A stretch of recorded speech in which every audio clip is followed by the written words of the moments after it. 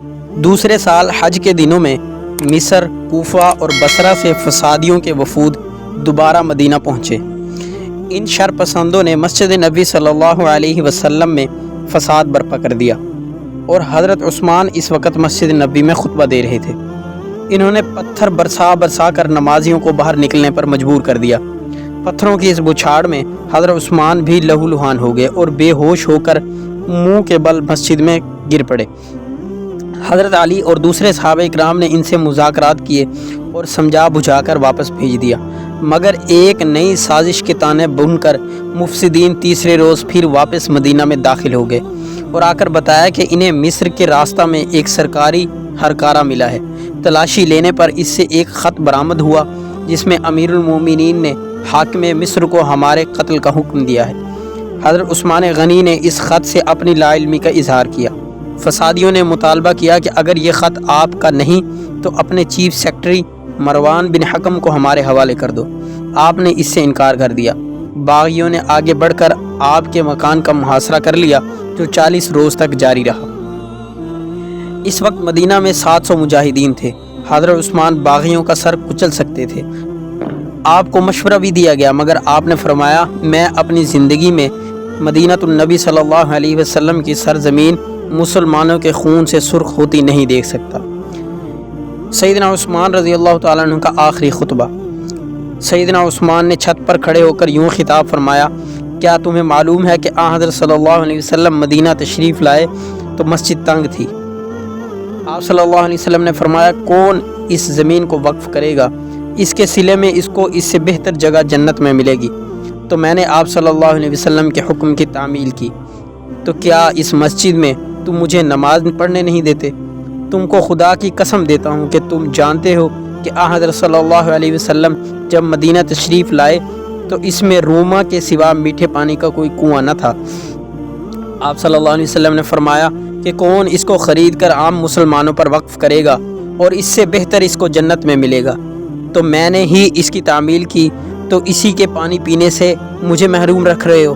کیا تم جانتے ہو کہ تبوک کے لشکر کو میں نے ہی ساز و سامان سے آراستہ کیا؟ سب نے جواب دیا خدا کی قسم یہ سب باتیں سچ ہیں، مگر سنگ دلوں پر اس کا کوئی اثر نہ ہوا۔ پھر فرمایا میں تم کو خدا کی قسم دیتا ہوں، تم میں کسی کو یاد ہے کہ ایک دفعہ آن حضرت صلی اللہ علیہ وسلم پہاڑ پر چڑھے تو پہاڑ ہلنے لگا۔ آپ صلی اللہ علیہ وسلم نے پہاڑ کو ٹھوکر مار کر فرمایا اے ہیرا ٹھہر جا، تیری پشت پر اس وقت ایک نبی، ایک صدیق اور ایک شہید ہے، اور میں آپ صلی اللہ علیہ وسلم کے ساتھ تھا۔ لوگوں نے کہا ہاں یاد ہے۔ پھر فرمایا تمہیں خدا کا واسطہ دیتا ہوں بتاؤ کہ حدیبیہ میں مجھے آپ صلی اللہ علیہ وسلم نے مکہ میں سفیر بنا کر بھیجا، تو کیا خود آپ صلی اللہ علیہ وسلم نے اپنے دست مبارک کو میرا ہاتھ قرار نہیں دیا تھا اور میری طرف سے خود ہی بیعت نہیں کی تھی؟ سب نے کہا سچ ہے۔ اس کے علاوہ آپ نے مستقبل کے حالات کے بارے میں تنبیہ کرتے ہوئے ارشاد فرمایا یاد رکھو اگر تم نے مجھے قتل کر دیا تو قیامت تک نہ اکٹھے نماز پڑھ سکو گے اور نہ اکٹھے جہاد کر سکو گے۔ بعد میں پیش آنے والے حالات سے اس تنبیہ کی صداقت ثابت ہوتی ہے۔ حضرت علی رضی اللہ تعالیٰ عنہ نے باغیوں کو راہ راست پر لانے اور معاملات کو سدھارنے کی بڑی کوشش کی، مگر کوئی خاطر خواہ نتیجہ نہ نکل سکا۔ حضرت عبداللہ بن زبیر اور زید ابن ثابت نے امیر المومنین سے اجازت طلب کی کہ وہ اپنے ساتھیوں کے ساتھ باغیوں کا مقابلہ کریں، لیکن آپ نے خون ریزی کی اجازت نہ دی۔ شہادت عثمان رضی اللہ تعالیٰ عنہ۔ حضرت عثمان رضی اللہ تعالیٰ عنہ کو 18 ذی الحجہ 35 ہجری کو جمعے کے دن باغیوں نے شہید کیا۔ اس کی تفصیل کچھ یوں ہے کہ باغیوں نے مدینہ پہنچ کر آپ کے گھر کا محاصرہ کر لیا تھا، لیکن باغی مکان کے دروازے سے داخل نہ ہو سکتے تھے۔ امام حسن، عبداللہ بن زبیر اور محمد بن مسلمہ جیسے بہادروں نے ان کا راستہ روکا ہوا تھا۔ اب باغی جلدی میں تھے کیونکہ صبح کا وقت ختم ہونے کو تھا اور باغیوں کو یہ اندیشہ تھا کہ لوگوں کے واپس آنے پر وہ اپنے منصوبے پر عمل پیرا نہ ہو سکیں گے، اس لیے وہ پیچھے کی جانب سے مکان میں داخل ہو گئے۔ محمد بن ابی بکر نے آپ کی داڑھی پکڑ لی تو آپ رضی اللہ تعالیٰ نے کہا اے میرے بھتیجے میری داڑھی چھوڑ دے، تمہارے والد کبھی ایسا نہ کرتے، اگر وہ دیکھتے تو ان کو تمہارا یہ فعل کبھی پسند نہ آتا۔ انہوں نے داڑھی چھوڑ دی۔ اب کنانہ بن بشیر نے لوہے کی لٹھ آپ کی پیشانی پر ماری، جس سے آپ کروٹ کے بل گر پڑے، اور پھر سودان بن حمران نے تلوار مار کر قتل کر دیا، لیکن عمر بن الحمق کود کر آپ کے سینے پر بیٹھ گیا۔ اس نے آپ رضی اللہ تعالی عنہ کو 9 زخم لگائے، اور عثمان اللہ کو پیارے ہو گئے۔ ان للہ و انا الیہ راجعون۔ حضرت عثمان کی تنبیہ۔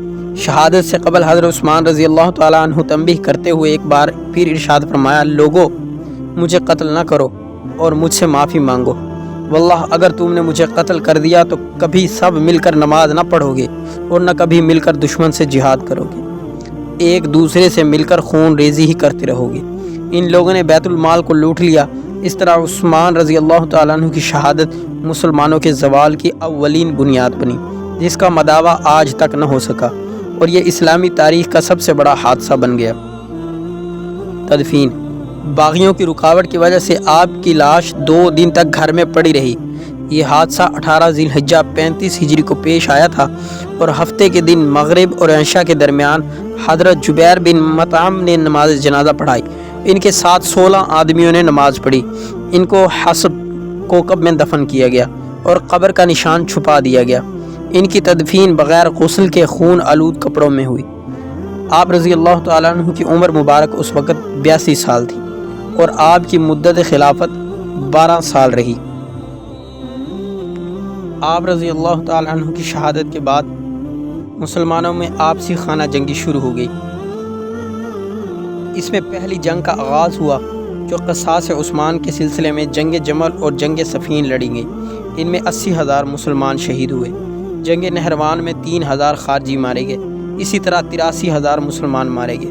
اتنے مسلمان دور نبی صلی اللہ علیہ وسلم سے لے کر دور عثمانی تک کافروں سے جہاد کرتے وقت بھی شہید نہیں ہوئے تھے۔ پھر خانہ جنگی کا یہ ایسا سلسلہ شروع ہوا کہ آج تک اس کے اثرات امت پر جاری ہیں۔ فتوحات میں بھی رکاوٹیں آ گئیں۔ اب مسلمان آپس میں لڑنے لگے۔ اس کے بعد دور خلافت راشدہ میں فتوحات کا سلسلہ رک گیا اور بڑا عرصہ تک رکا رہا۔ دوستو، یہ ہم نے آج اپنے ٹاپک کو ختم کیا، جو کہ سیرت سیدنا عثمان رضی اللہ تعالیٰ عنہ کے بارے میں تھا، کہ کس طرح آپ نے خلافت سنبھالی اور کن مسائل کو آپ نے جھیلا اور کن مصیبتوں کا آپ نے سامنا کیا، لیکن اسلام کے خاطر اور نبی اقدس صلی اللہ علیہ وسلم کے شہر میں امن کے خاطر آپ نے خون ریزی سے منع کیا، یہاں تک کہ لوگوں نے آپ رضی اللہ تعالیٰ عنہ کو شہید کر دیا۔ آپ کو ہمارا یہ سلسلہ کیسا لگ رہا ہے؟ کمنٹ میں اپنی رائے کا اظہار کریں، اور اپنے چینل حافظ سہیل 675 کو سبسکرائب کر لیں، تاکہ ہر نئی آنے والی ویڈیو سب سے پہلے آپ تک پہنچ سکے اور ہماری حوصلہ افزائی ہو۔ والسلام۔